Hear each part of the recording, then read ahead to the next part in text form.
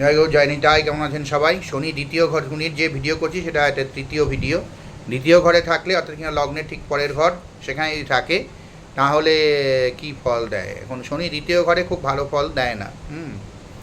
কোনো নেগেটিভ ফল, নেগেটিভ গ্রহ, সেই নেগেটিভ গ্রহ দ্বিতীয়, চতুর্থ, পঞ্চম, দশম, এইসব নবম, এইসব ঘরগুলোই না বসাই ভালো।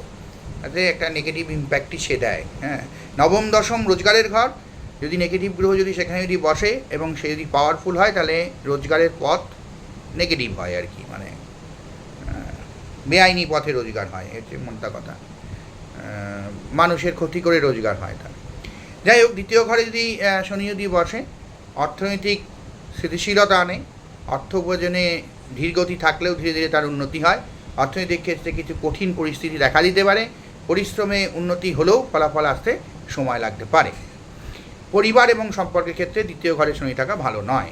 পরিবারে সমঝোতার অভাব হয়, ঝগড়াঝাঁটি, গণ্ডগোল, মনোমালিন্য, ভাইয়ের সঙ্গে গণ্ডগোল, পিতার সঙ্গে গণ্ডগোল, পিতামাতার সাপোর্টটা একটু এরা কম পায়, দুর্বল হয়, তখন তাদের সম্পর্কটাই দুর্বল হয় এবং বড় হওয়ার সঙ্গে সঙ্গে তাদের থেকে সঙ্গে সব রকমভাবে দূরত্ব বাড়ে। বাচ্চাদের বিষয়ে দায়িত্ব বা চিন্তার থাকতে পারে সারা জীবন, কোনো একটা কিছু ব্যাপার নিয়ে আর কি। সে স্বাস্থ্য হতে পারে, পড়াশোনা হতে পারে, বা কোনো বাচ্চার কোনো মানসিক সমস্যা থাকতে পারে, ডান পিঠে হতে পারে।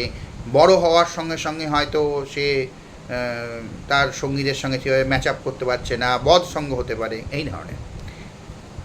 স্বাস্থ্যর দিক দিয়েও খুব ভালো নয়, দাঁত, কান, গলা, নাক, বংশগত কোনো একটা রোগ থাকতে পারে। দীর্ঘমেয়াদী তার শারীরিক সমস্যা।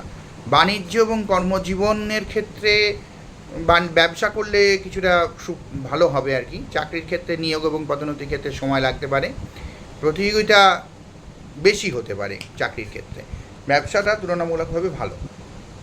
মনস্তাত্ত্বিক প্রভাব, মন উদাসীন থাকবেই।